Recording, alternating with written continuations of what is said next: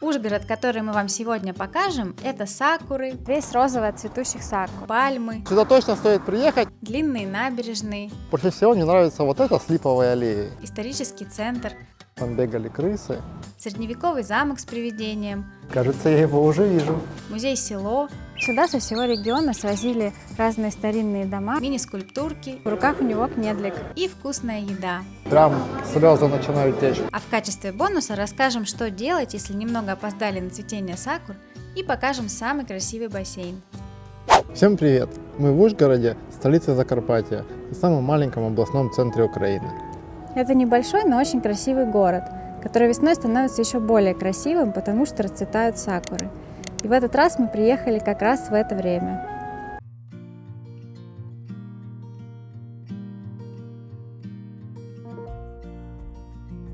Ужгород весь розовый от цветущих сакур. Первые сакуры появились в Ужгороде в центральной части города около 100 лет назад. Сейчас здесь, наверное, самые популярные сакурные места. Каждый год в сезон тут выстраиваются очереди желающих сфотографироваться среди розового безумия.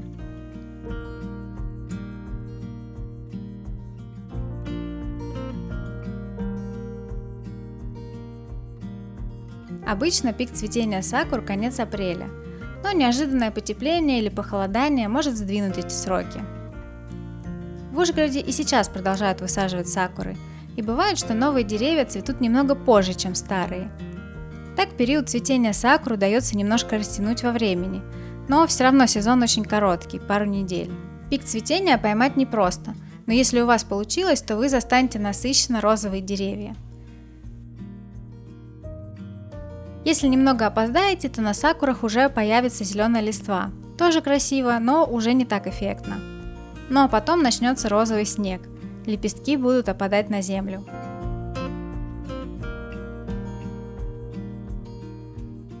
Где же в Ужгороде посмотреть на сакуры и сделать лучшие фото? Конечно, в центре. Например, на перекрестке улиц Довженко и Брощайкив. Здесь много старых раскидистых деревьев, которые растут по обе стороны улиц. В сезон цветения на выходные в этом районе перекрывают движение, чтобы ужгородцы и гости города могли гулять и фотографироваться. Здесь еще и красивая архитектура и в целом приятное место для прогулок, так что фото должны получиться классные.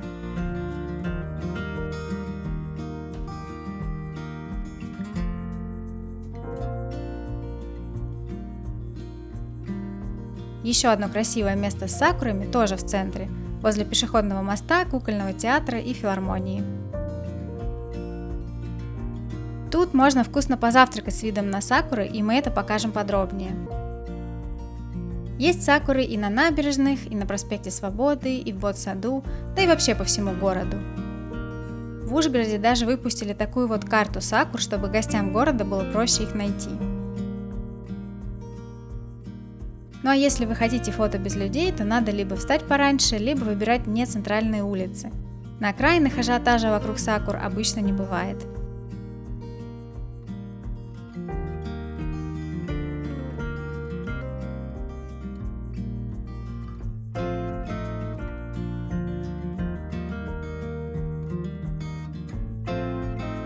Многим сакурам в Ужгороде более 100 лет. Для того, чтобы эти деревья и дальше радовали жителей и гостей города, на многих деревьях висят таблички, где призывают не ломать деревья, не трясти их, не обрывать ветки. Потому что если каждый будет так делать, то будет сложно наслаждаться таким прекрасным цветением сакур. Но немало людей считает, что их фотки с летящими лепестками сакур важнее и трясут ветки. Так делать не нужно. Давайте беречь сакуры, чтобы больше людей смогло их увидеть.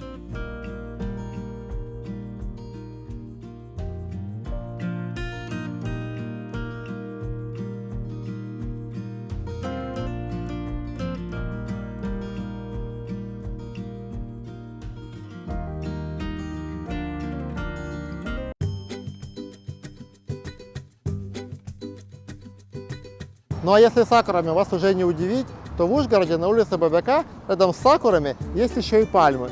Выглядит очень необычно. Сакуры, конечно, уже отцвели, но в пик цветения выглядит очень красиво. Сюда точно стоит приехать, несмотря на то, что это окраина города.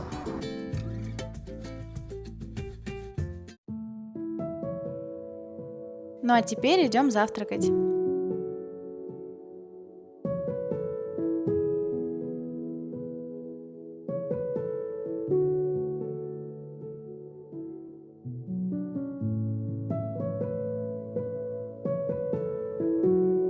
Мы пришли на завтрак в Риверсайд. Здесь очень хвалят кофе, ну и еду. Расположение очень классное, рядом с филармонией и на фоне крутых цветущих сакур. Если погода позволяет, то здорово сесть как раз на летней площадке. И если будет прохладно, то можно взять плед. Мы с Игорем взяли завтраки. Я взяла ужгородский. Это драник с брынзой, грибами, овощами, колбасками и сметаной. А Игорь взял гамшуку. Это фарш в томатной пасте с хумусом, питой и салатом. Завтраки нам понравились.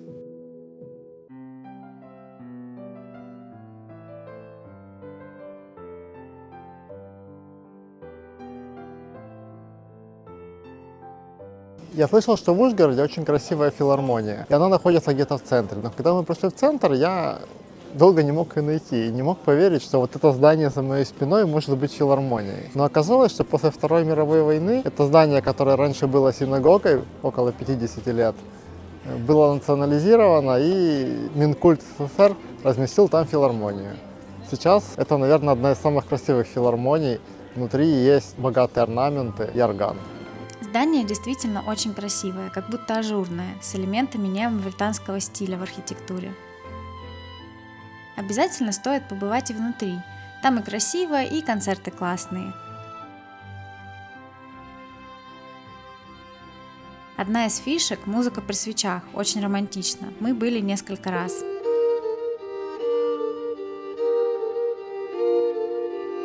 Но больше всего нам понравился этноконцерт местных народных хоров.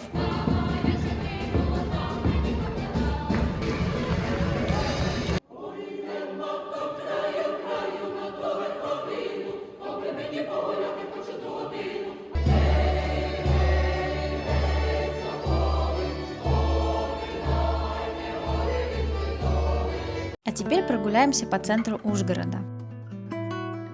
Начнем с площади Петефи.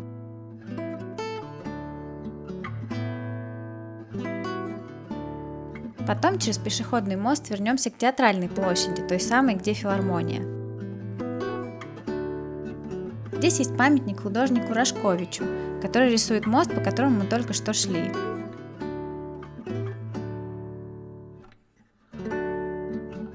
Отсюда пройдемся по улице Корза. С итальянского переводится как улица для прогулок.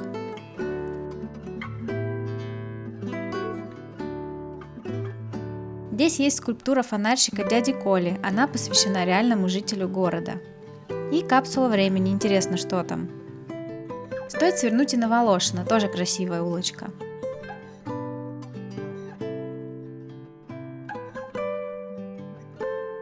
Ужгород очень зеленый город.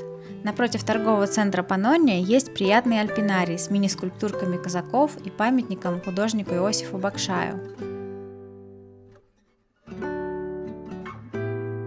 Вообще архитектура в городе красивая, а в некоторых местах даже видно горы.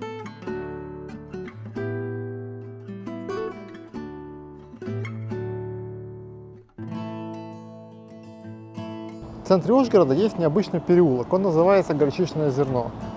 Это милое место напоминает какую-то европейскую узкую улочку, там много интересных магазинов. Но так было не всегда, и это пример того, как обычные люди, обычные горожане могут изменять городскую среду. Один юрист решил, что он хочет что-то изменить в своем городе, и выкупил кусок земли у города. Раньше это было довольно стрёмное грязное место, там бегали крысы. И вот с начала 2000-х годов, набрав кредитов, этот юрист начал преобразовывать маленький кусочек города. Потом наступил кризис 2008 года. Ему было сложно, он даже заложил свое обручальное кольцо, не говоря уже о квартире. Но спустя 8 лет открылось такое пространство, где сейчас очень престижно арендовать помещение, открыть свой бизнес. И здесь есть целая комьюнити людей, где люди знают друг друга. Здесь говорят, что никогда не будет каких-то игровых заведений, а будет что-то полезное для горожан и для гостей. В конце переулка солнечные часы с указателем на достопримечательности Закарпатья и мини-скульптура с рыбами. Рядом есть еще один переулок. Он называется Малый Уж, в честь притока реки Уж.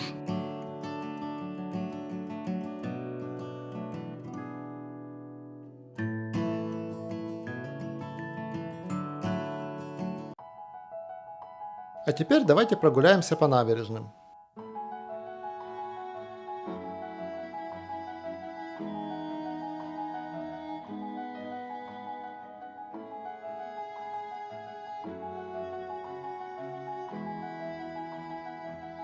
Ужгород очень зеленый город. Здесь через центр протекает река Уж и очень много набережных. Больше всего мне нравится вот эта с липовой аллеей. Липы здесь высадили очень давно.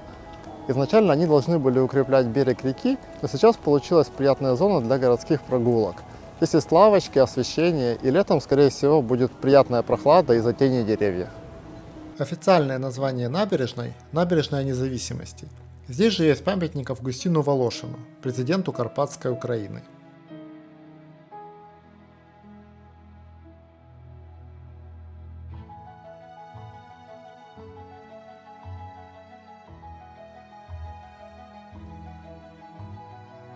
Сейчас река Уж кажется очень мелкой. Прямо видно дно, и есть такое ощущение, что можно прямо перейти ее пешком. Но на том месте, где мы сейчас сидим, в весенние паводки бывает вода. И даже после дождя река меняется и становится гораздо более полноводной.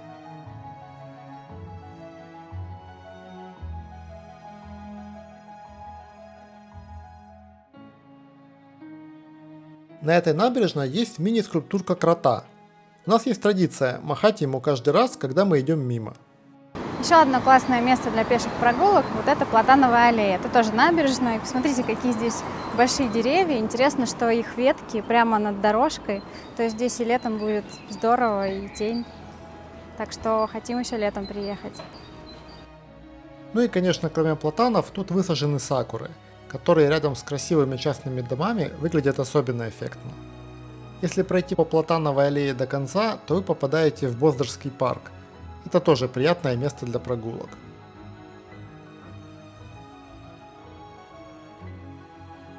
В Ужгороде очень много скульптур, я даже не ожидал. Но мне больше всего понравился вот этот вот телевизор, по которому показывают Лебединое озеро. Надеюсь, скоро мы это все увидим на больших экранах. Через дорогу от телевизора, прямо возле отеля Ужгород, еще одна скульптура, посвященная фокуснику Гарри Гудини. Он известен своими трюками с побегами и освобождениями, поэтому на постамент ему вешают замки. Дальше прогуляемся по Киевской набережной. Тут много каштанов разных видов, в сезон они красиво цветут. На этой набережной мини-скульптур больше всего. Давайте посмотрим самые необычные.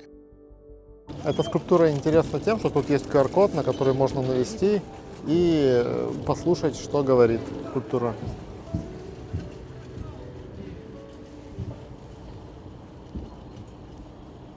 Привіт! Давайте знайомитись!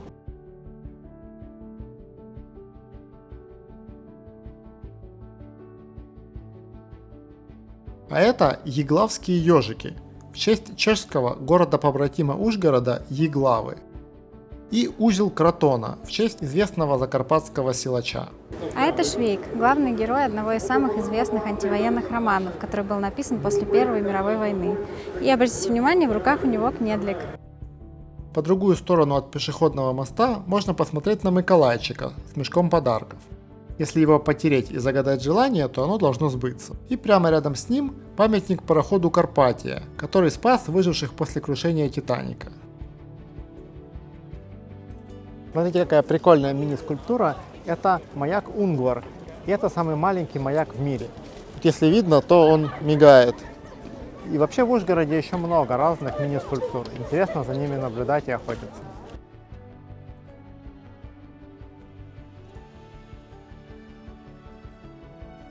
Ну и последняя набережная, Православная. Она, наверное, самая тихая из всех.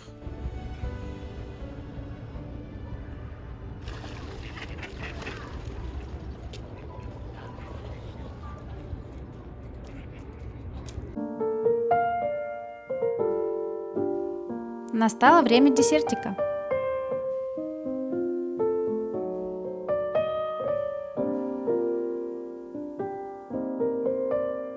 Вы пришли в известную кондитерскую Штефаньо. Именно здесь придумали торт Ужгород, и мы взяли кусочек. Он немного похож на киевский, но намного нежнее. Здесь тоже есть безе и фундук.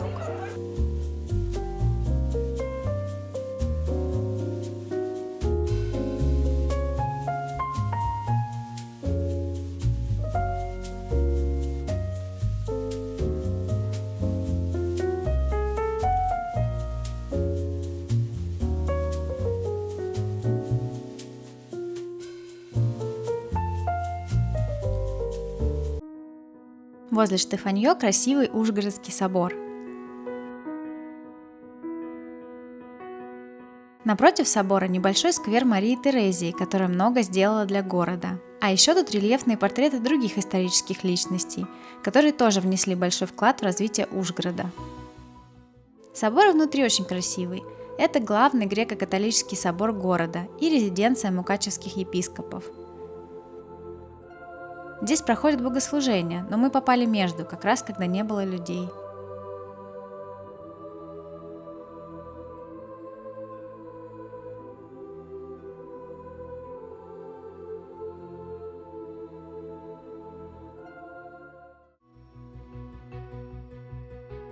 От собора пойдем в сторону замка, и по дороге будем любоваться улочкой с красивыми домами.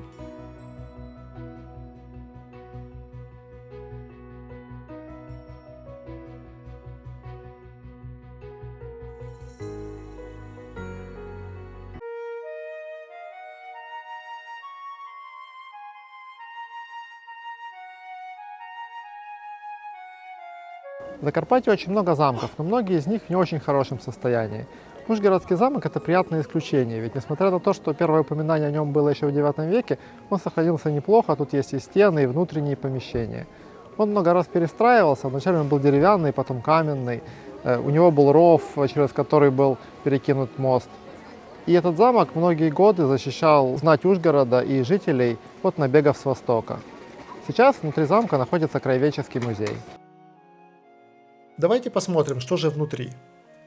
Билет можно купить через терминал, так быстрее и удобнее. Прямо возле входа 3D-макет замка. Отсюда обычно начинаются все экскурсии, а рядом с ним скульптура Геракла. Это Турул, мифическая птица древних угров. Замок довольно неплохо сохранился, чего не скажешь о старинной замковой церкви. От нее остался только фундамент и обломки стен. На одном из бастионов смотровая площадка с отличным видом.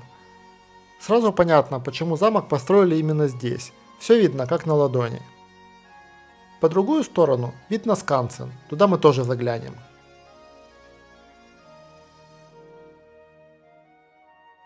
Во внутреннюю часть замка можно попасть через мост, раньше при осаде его поднимали. Здесь можно посидеть в компании владельцев замка, графа Миклаша Берчени и его жены графини Кристины Чаки. Колодец тоже есть, куда же без него.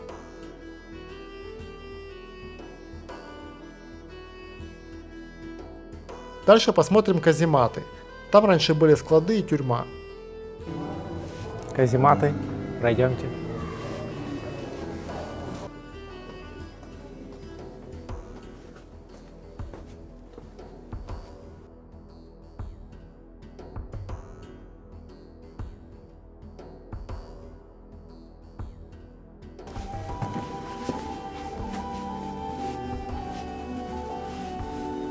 Нас предупредили, что в конце нас ждет привидение. Кажется, я его уже вижу.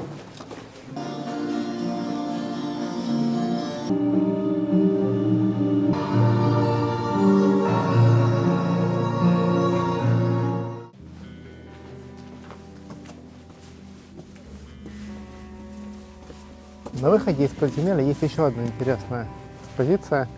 Лучше бы ее, конечно, не было, но, к сожалению, сейчас по нашей стране прилетают вот такие вот снаряды.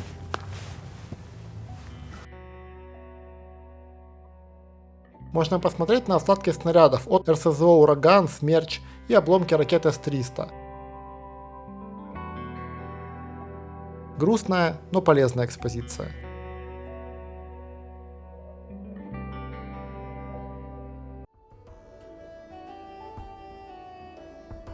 Внутри, как и в каждом краеведческом музее, есть экспозиция, посвященная хозяевам замка на протяжении веков его истории.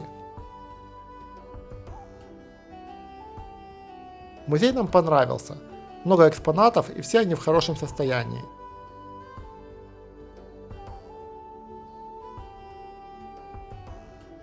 Есть и мебель, и разные старинные предметы, и рыцарские доспехи, и оружие.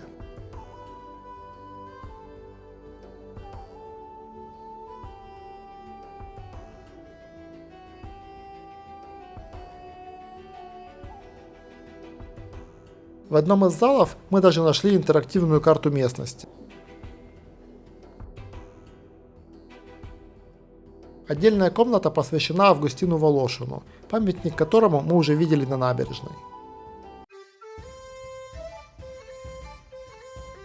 На территории Ужгородского замка проходят разные мероприятия. Вот сейчас, например, мы попали на благотворительную ярмарку.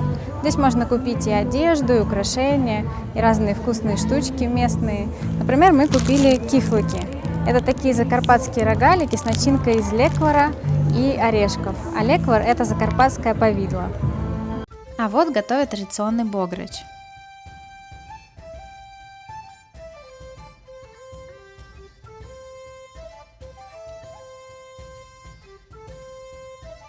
Можно купить изделия местных мастеров, напитки, гуцульскую брынзу и даже сырных коныков. А еще можно задонатить для деток-переселенцев с Харьковской области и взять такой вот капустяник. Это традиционное закарпатское блюдо с капустой, и еще здесь традиционная колбаска закарпатская. Прямо рядом с замком еще одно классное место. Мы пришли в Скансен, то есть музей под открытым небом. Сюда со всего региона свозили разные старинные дома и воссоздали здесь целую деревню. Но еще находится в очень живописной местности. Как видите, сзади меня горы, какие-то красивые цветущие деревья, похожие на сакуры, но подойдем поближе и узнаем точно.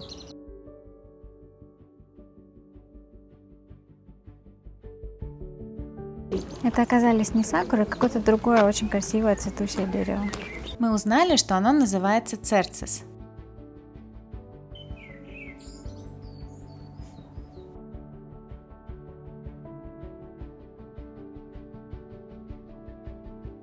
Почти во все домики можно заходить или хотя бы заглядывать и рассматривать мебель и предметы быта.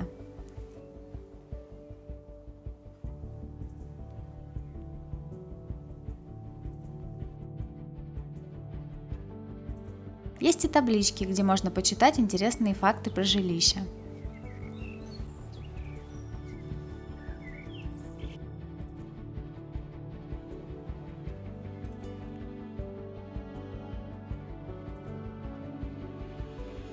Здесь есть дома, характерные для разных этнических групп. Например, это традиционная гуцульская садыба Гражда. Для нее характерен такой замкнутый двор.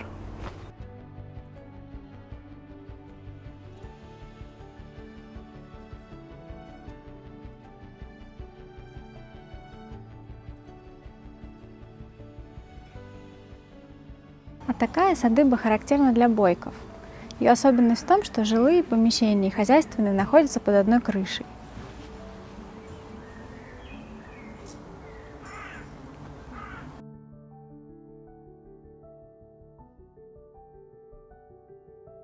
Классно, что здесь не только жилые дома, но и другие типы строений.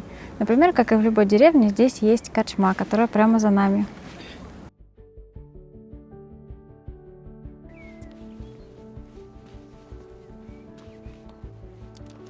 Есть старинная деревянная церковь классического лемковского стиля.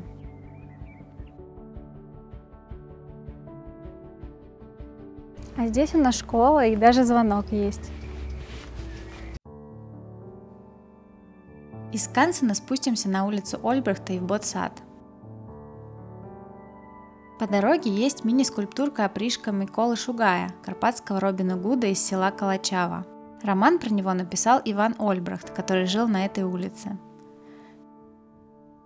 Раньше она называлась Подвальный ряд, и здесь до сих пор сохранились старые винные подвалы.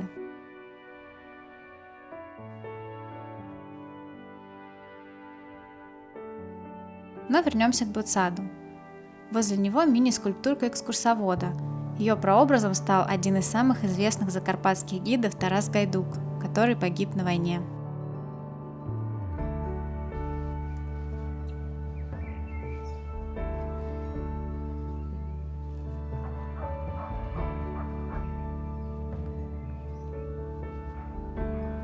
До ботанического сада в Ужгороде доходят не все, а зря, потому что это очень приятное место.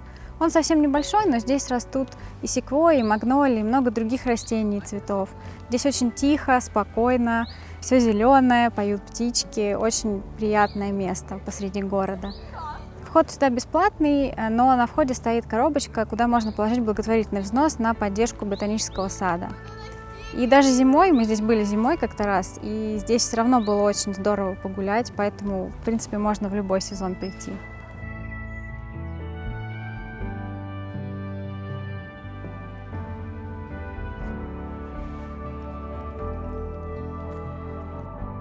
Но обратите внимание, что ботсад работает только по будням.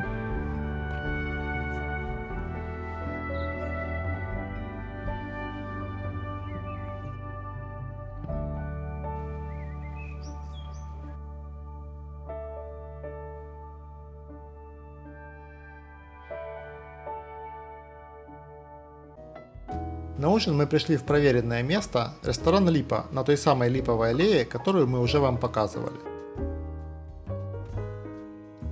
Я заказал бограч, традиционное закарпатское блюдо. Он острый, но для тех, кто любит еще острее, есть специальный соус.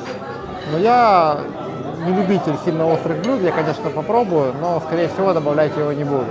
И вообще ресторан очень красивый, с приятной музыкой и атмосферой. Еще тут очень вкусно.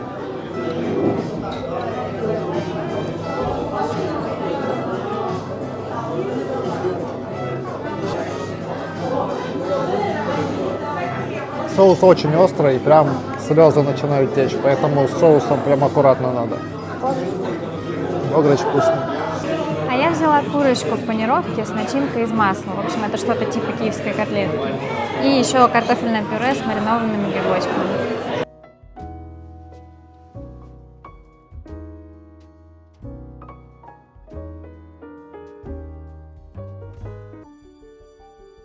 Если вы немного опоздали на цветение сакур в Ужгороде, можно попробовать поехать в загородный комплекс Теренивская купиль в 20 минутах езды от города. Тут сакуры цветут немного позже. Здесь есть отели, рестораны, большой дендропарк и бассейны. Можно или остановиться в одном из отелей, или просто приехать на денек погулять. Вход на территорию 100 гривен, или если вы оплатили бассейн или отель, то вход бесплатный.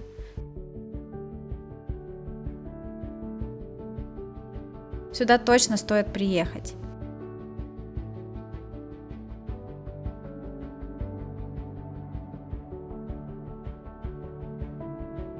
Вот этот бассейн с видом на цветущие сакуры мой любимый.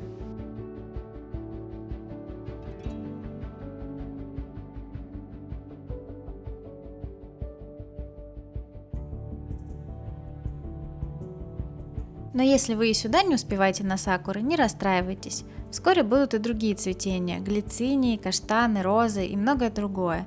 И вообще в Ужгород классно приезжать в любое время. Если вам понравилось наше видео, ставьте лайки, пишите комментарии и подписывайтесь, чтобы не пропустить интересные идеи для путешествий.